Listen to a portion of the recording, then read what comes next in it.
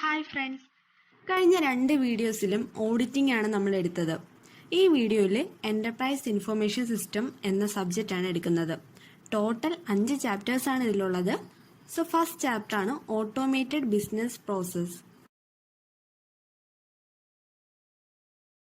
First പറയുന്ന ടോപ്പിക്കാണ് information system. Information system is A combination of people, hardware, software, communication devices, network and data resources that processes data and information for a specific purpose.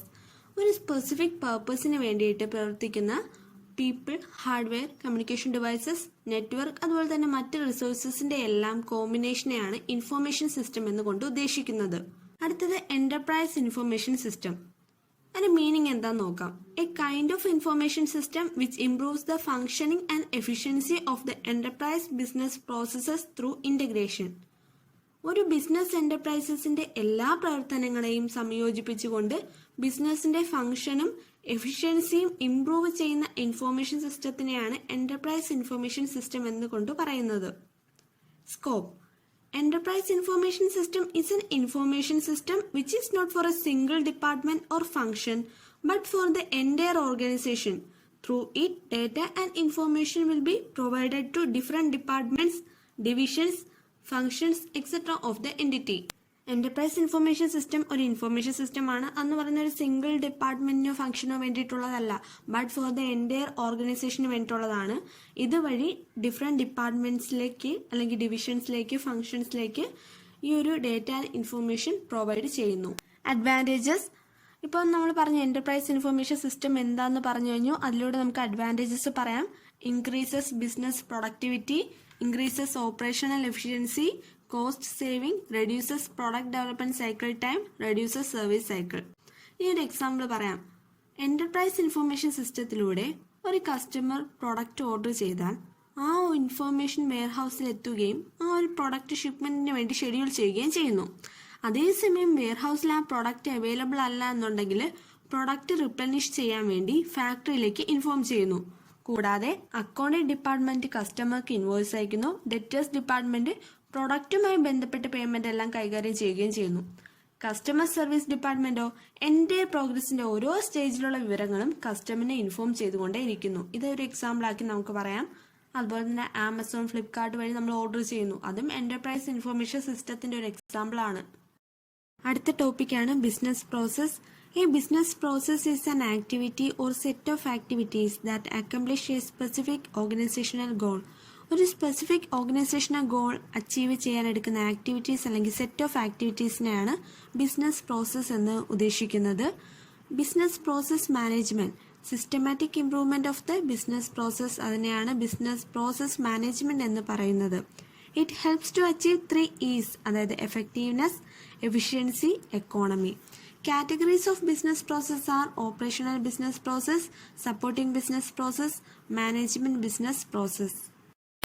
Categories of business processile operational business process ആദ്യം നോക്കാം. Deals with the core business and value chain.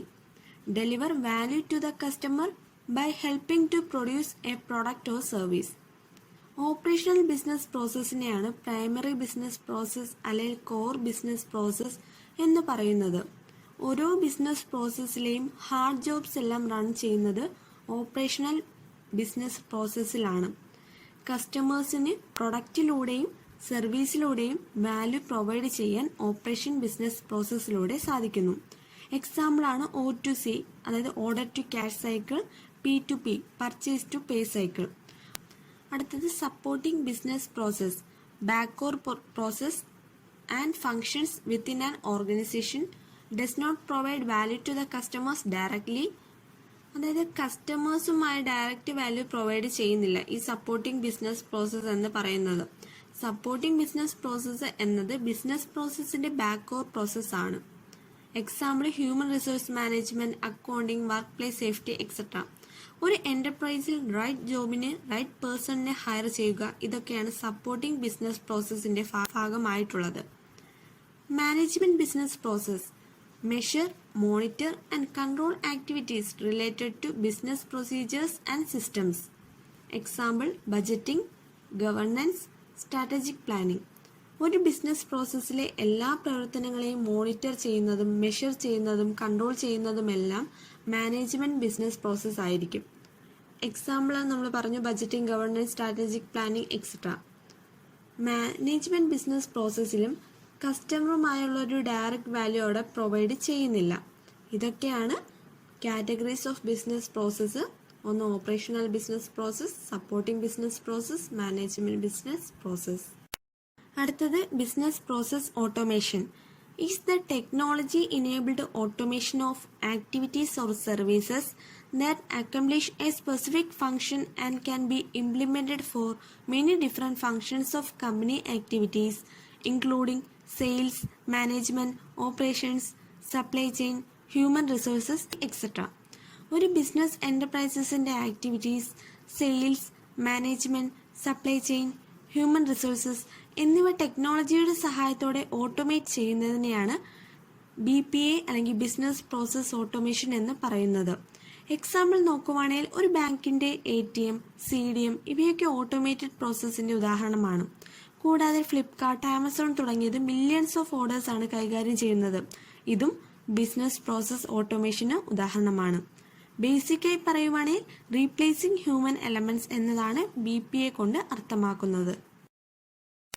ഇനി എടുക്കുന്ന ടോപ്പിക്കാണ് benefits of business process automation. ഇതിൽ മൊത്തം 6 points ആണുള്ളത്. 3 points വെച്ച് നമുക്ക് നോക്കാം. First point time saving.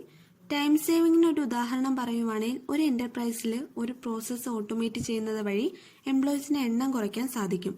ഇതിലൂടെ മാനുവലായി നടന്ന പ്രോസസ്സ് ഓട്ടോമേറ്റ് ചെയ്യുന്നത് വഴി ഒരുപാട് ടൈം സേവ് ചെയ്യാനും സാധിക്കും. Reduced cost. നമ്പർ ഓഫ് എംപ്ലോയീസിനെ കുറയ്ക്കുന്നത് വഴി സാലറിയും ഇൻസിഡന്റൽ എക്സ്പെൻസും കുറയുന്നു. ഇതിലൂടെ ടോട്ടൽ കോസ്റ്റും നമുക്ക് കുറയ്ക്കാനായിട്ട് പറ്റും. Improved operational efficiency. ടൈം സേവിങ്ങിലൂടെയും റെഡ്യൂസ്ഡ് കോസ്റ്റിലൂടെയും ഓപ്പറേഷണൽ എഫിഷ്യൻസി ഇംപ്രൂവ് ചെയ്യാനും സാധിക്കുന്നു. Quality and consistency. കൺസിസ്റ്റൻസിയിലൂടെ ക്വാളിറ്റി ഉറപ്പുവരുത്താൻ സാധിക്കും. ഒരു ബിസിനസ് പ്രോസസ്സിൽ മാനുവലായി പ്രോസസ്സ് ചെയ്യുമ്പോൾ എക്സ്പീരിയൻസിനെ ഡിപ്പെൻഡ് ചെയ്യും. അതായത് എക്സ്പീരിയൻസ് ഉള്ള ഒരു വ്യക്തി ചെയ്യുന്ന പോലെ ആയിരിക്കില്ല എക്സ്പീരിയൻസ് കുറഞ്ഞൊരു വ്യക്തി ചെയ്യുന്നത്. അതുകൊണ്ട് മാനുവലായി ജോബ് ചെയ്യുമ്പോൾ അവിടെ കൺസിസ്റ്റൻസി ഉണ്ടെന്ന് നമുക്ക് പറയാൻ പറ്റില്ല. എൻ്റെ പ്രോസസ്സിനെ ഓട്ടോമേറ്റ് ചെയ്യുമ്പോൾ അവിടെ എവരി സ്റ്റെപ്പ് ഓഫ് പ്രോസസ്സും ഐഡന്റിക്കൽ ആയിരിക്കും. ആയതിനാൽ കൺസിസ്റ്റൻസി ഉണ്ടെന്നും പറയാം. അതിലൂടെ ക്വാളിറ്റി മെയിൻറ്റെയിൻ ചെയ്യാനും സാധിക്കുന്നു. വിസിബിലിറ്റി. പ്രോസസ്സ് കൺസിസ്റ്റന്റ് ആകുന്നതിലൂടെ പ്രോസസ് സ്റ്റാറ്റസിന്റെ വിസിബിലിറ്റി ഉറപ്പുവരുത്താൻ സാധിക്കും. എക്സാമ്പിളായി നമുക്ക് പർച്ചേസ് പ്രോസസ് നോക്കാം. പർച്ചേസ് പ്രോസസ്സിൽ ഫസ്റ്റ് സ്റ്റെപ്പാണ് പർച്ചേസ് റിക്വസ്റ്റ് കൊടുക്കും. അതിനുശേഷം കൊട്ടേഷൻ റിക്വസ്റ്റ് കൊടുക്കും. തുടർന്ന് വെണ്ടർ കൊട്ടേഷൻ നമുക്ക് അയക്കും. അതിൽ നിന്ന് ബെസ്റ്റ് കൊട്ടേഷൻ നമ്മൾ സെലക്ട് ചെയ്തതിനു ശേഷം അതിലേക്ക് പർച്ചേസ് ഓർഡർ റിലീസ് ചെയ്യും. പർച്ചേസ് ഓർഡർ റിലീസ് ചെയ്യുമ്പോൾ വെണ്ടർ നമുക്ക് റെസിപ്റ്റ് തരുന്നു. അതായത് അതിനകത്ത് ഇൻവോയ്സും മെറ്റീരിയലും ലഭിക്കുന്നു. ആ ഇൻവോയ്സ് നമുക്ക് ലഭിച്ചു കഴിഞ്ഞാൽ നമ്മൾ പേയ്മെന്റ് റിലീസ് ചെയ്യും. ഇതിലെ 6 സ്റ്റെപ്പുകളും purchase requisition, request for quotation, quotation purchase order, receipt, payment, ഈ 6 സ്റ്റെപ്പുകളും മാനുവലായി ചെയ്യുമ്പോൾ എപ്പോഴും കൺസിസ്റ്റന്റ് ആണെന്ന് പറയാൻ പറ്റില്ല. ഓട്ടോമേഷനിലൂടെ ഓരോ സ്റ്റെപ്പും കംപ്ലീറ്റ് ആയാലേ നെക്സ്റ്റ് സ്റ്റെപ്പിലോട്ട് പോവുകയുള്ളൂ. ഇതിലൂടെ കൺസിസ്റ്റൻസി ഉറപ്പുവരുത്താൻ സാധിക്കുന്നു. കൺസിസ്റ്റൻസി കീപ്പ് ചെയ്യുന്നതിലൂടെ ഓരോ സ്റ്റെപ്പും വിസിബിൾ ആയിരിക്കും. അങ്ങനെ എൻറ്റയർ പ്രോസസ്സിന്റെ വിസിബിലിറ്റി ഉറപ്പുവരുത്താൻ സാധിക്കും. റിലയബിലിറ്റി.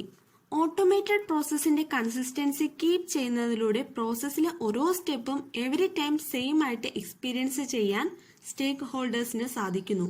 ഇതിലൂടെ പ്രോസസ്സിന്റെ റിലയബിലിറ്റി ഉറപ്പുവരുത്താം. ഇത്രയുമാണ് benefits of business process automation. Benefits of BPA ആണ് time saving, reduced cost, improved operational efficiency, quality and consistency, visibility, reliability. അടുത്ത ടോപ്പിക്കാണ് factors affecting BPA. First point confidentiality. To ensure that data is only available to persons who have the right to see the same.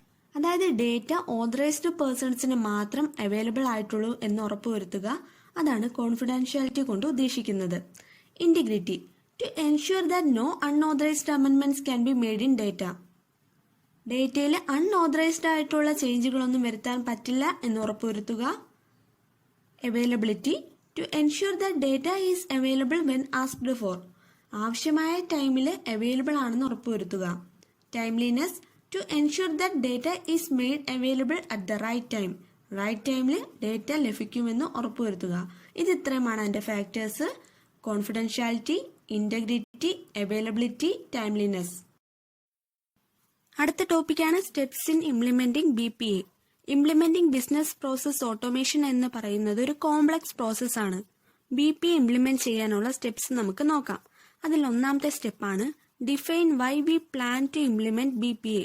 അതായത് എന്തുകൊണ്ടാണ് BPA implement ചെയ്യുന്നത്, അതിന്റെ reason identify ചെയ്യുക എന്നതാണ് ആദ്യത്തെ പ്രോസസ്സിൽ പറയുന്നത്. ഉദാഹരണത്തിനായി നമുക്ക് പറയാം, ഒരു ബിസിനസ് പ്രോസസ്സിൽ മാനുവലി ചെയ്യുന്ന പ്രോസസ്സുകളിൽ വരുന്ന തെറ്റുകൾ, അല്ലെങ്കിൽ എന്തെങ്കിലും ജോബിൽ വരുന്ന കാലതാമസം, എംപ്ലോയീസിന്റെ അർജൻസി കൊണ്ടുണ്ടാകുന്ന ടൈമില് പുതിയ എംപ്ലോയീസിനെ റിക്രൂട്ട് ചെയ്യാനും ട്രെയിൻ ചെയ്യാനും നേരിടുന്ന ബുദ്ധിമുട്ടുകൾ, ഓഡിറ്റും ലോസ്യൂട്ടും വരുന്ന ടൈമില് ഡോക്യുമെന്റ്സ് വളരെ വേഗം കണ്ടെത്താൻ പറ്റാതിരിക്കുക, late payments, loss in revenue, pay discounts എന്നിവ മൂലം പേയ്മെന്റ് പ്രോസസ്സ് കൃത്യതയോടുകൂടി നടക്കാതെ വരിക. ഈ കാരണങ്ങളൊക്കെയാണ് ബിസിനസ് പ്രോസസ് ഓട്ടോമേറ്റ് ചെയ്യാനുള്ള റീസൺസ്. രണ്ടാമത്തെ സ്റ്റെപ്പാണ് understand the rules and regulations under which enterprises needs to comply with. BPA implement ചെയ്യുമ്പോൾ അറിയേണ്ട പ്രധാനപ്പെട്ട കാര്യങ്ങളാണ് അതുമായി ബന്ധപ്പെട്ട റൂൾസ് ആൻഡ് റെഗുലേഷൻസ്. അതുപോലെ അത് ഫോളോ ചെയ്യുന്ന ഡോക്യുമെന്റ് റിട്ടൻഷൻ റിക്വയർമെന്റ്സ്, കൂടാതെ internal corporate policies, external industry regulations, local, state and central laws എന്നിവയുടെ കോമ്പിനേഷനാണ് ഇതിലൂടെ ഉദ്ദേശിക്കുന്നത്. മൂന്നാമത്തെ സ്റ്റെപ്പാണ് document the process we wish to automate. Automate ചെയ്യാൻ ഉദ്ദേശിക്കുന്ന പ്രോസസ്സിനെ ഡോക്യുമെന്റ് ചെയ്യുക. എന്തൊക്കെ കാര്യങ്ങളാണ് ഡോക്യുമെന്റ് പ്രോസസ് ചെയ്യുന്നതിൽ ഇൻവോൾവ് ചെയ്തിരിക്കുന്നത് എന്ന് നോക്കാം. എവിടെ നിന്നും എന്ത് ഫോർമാറ്റിലുള്ള ഡോക്യുമെന്റ്സ് ആണ് ക്യാപ്ചർ ചെയ്യേണ്ടത്, ആരൊക്കെയാണ് ഈ പ്രോസസ്സിൽ ഇൻവോൾവ് ആകുന്നത്, ഈ പ്രോസസ് ബെറ്റർ ചെയ്യാൻ മറ്റു വഴികളുണ്ടോ, എന്തൊക്കെ കാര്യങ്ങളാണ് ഇതിൽ ഒഴിവാക്കേണ്ടത്, മറ്റ് റെഗുലേഷൻസ് ഡോക്യുമെന്റ് പ്രോസസ്സിനെ എങ്ങനെയൊക്കെ സ്വാധീനിക്കുന്നു, ഇവയൊക്കെയാണ് ഈ സ്റ്റെപ്പിൽ ഇൻവോൾവ് ചെയ്തിരിക്കുന്നത്.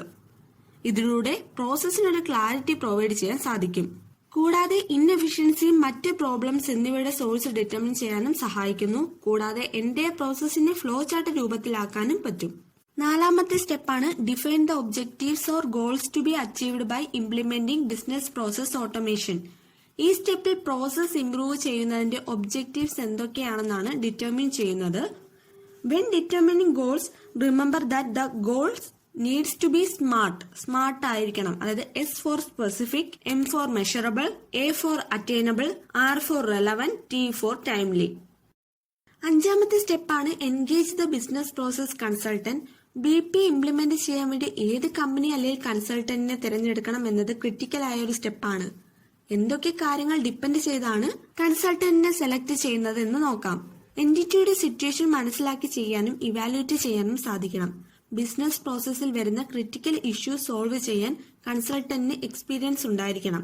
അതുപോലെ കൺസൾട്ടന്റിന് ഹാർഡ്വെയർ, സോഫ്റ്റ്വെയർ എന്നീ മേഖലകളിൽ എക്സ്പീരിയൻസ് ഉണ്ടോ എന്ന് നോക്കണം. അതുപോലെ അത് ഇംപ്ലിമെന്റ് ചെയ്യാൻ സാധിക്കുമോ എന്നും നോക്കണം. BPA ഇംപ്ലിമെന്റ് ചെയ്യുന്നതിലൂടെ എല്ലാ ആസ്പെക്ട്സിൽ നിന്നുണ്ടാകുന്ന ബിസിനസ് വാല്യൂ വ്യക്തമാക്കാൻ കൺസൾട്ടന്റിന് സാധിക്കുമോ എന്ന് വിലയിരുത്തണം. ഈ പറഞ്ഞതെല്ലാം നോക്കുന്നത് വഴി ഇതിന്റെ എല്ലാം അടിസ്ഥാനത്തിലാണ് ബിസിനസ് കൺസൾട്ടന്റിനെ സെലക്ട് ചെയ്യുന്നത്. ആറാമത്തെ സ്റ്റെപ്പാണ് calculate the ROI of the project. BPA implementation successful ആകണമെങ്കിൽ റൈറ്റ് സ്റ്റേക്ക് ഹോൾഡേഴ്സിന്റെ ഇൻവോൾവ്മെന്റ് കൂടെ ഉറപ്പുവരുത്തേണ്ടതായിട്ടുണ്ട്. അതിനായി ബിസിനസ് പ്രോസസ് ഓണേഴ്സിന് BPA ഇംപ്ലിമെന്റ് ചെയ്യുന്നതിലൂടെ ഉണ്ടാകുന്ന ബെനിഫിറ്റ്സ് കോസ്റ്റ് സേവിംഗ് മാത്രമല്ല, കൂടാതെ new revenue generation opportunities, reducing the cost of audit and lawsuits, superior level of customer service, അങ്ങനെ എൻറ്റയർ ബിസിനസിന്റെ എഫിഷ്യൻസിയും എഫക്റ്റീവ്നെസ്സും ഇംപ്രൂവ് ചെയ്യുമെന്ന് ബോധ്യപ്പെടുത്തുകയും സീനിയർ മാനേജ്മെന്റ് അപ്രൂവൽ നേടുകയും വേണം. ഇതാണ് ആറാമത്തെ സ്റ്റെപ്പിൽ പറയുന്നത്. ഏഴാമത്തെ സ്റ്റെപ്പാണ് ഡെവലപ്പിംഗ് BPA റിക്വയർമെന്റ്സ്. എല്ലാം ഡോക്യുമെന്റ് ചെയ്യുകയും ROI കാൽക്കുലേറ്റ് ചെയ്യുകയും ചെയ്തു കഴിഞ്ഞാൽ മാനേജ്മെന്റ് BPA ഡെവലപ്മെന്റ് ചെയ്യാനുള്ള അപ്രൂവൽ കൊടുക്കുകയും കൺസൾട്ടന്റ് അല്ലെങ്കിൽ കമ്പനി BPA ഡെവലപ്പ് ചെയ്യുകയും ചെയ്യുന്നു. ലാസ്റ്റ് സ്റ്റെപ്പാണ് ടെസ്റ്റിംഗ് BPA ഡെവലപ്പ് ചെയ്ത് കഴിഞ്ഞാൽ നെക്സ്റ്റ് പ്രോസസ് എന്ന് പറയുന്നത് ടെസ്റ്റിംഗ് ആണ്. BPAയുടെ ഒഫീഷ്യൽ ലോഞ്ചിന് മുമ്പ് BPAയിൽ എന്തൊക്കെ ഇംപ്രൂവ്മെന്റ്സ് ആണ് കൊണ്ടുവരേണ്ടത് എന്നതാണ് ടെസ്റ്റിംഗ് കൊണ്ട് ഉദ്ദേശിക്കുന്നത്. അതായത് അഡീഷണൽ എന്തെങ്കിലും പ്രോസസ്സുകൾ ആഡ് ചെയ്യണോ, റിമൂവ് ചെയ്യണോ, എല്ലാ പ്രോസസ്സുകളും ശരിയായി വർക്ക് ചെയ്യുന്നുണ്ടോ എന്നീ കാര്യങ്ങളെല്ലാം ടെസ്റ്റിംഗ് മൂലം മനസ്സിലാക്കാൻ സാധിക്കും. ഇത് ഇത്രയുമാണ് steps in implementing BPA. Steps ഒന്നും കൂടി പറയാം. ഒന്ന്, define why we plan to implement BPA.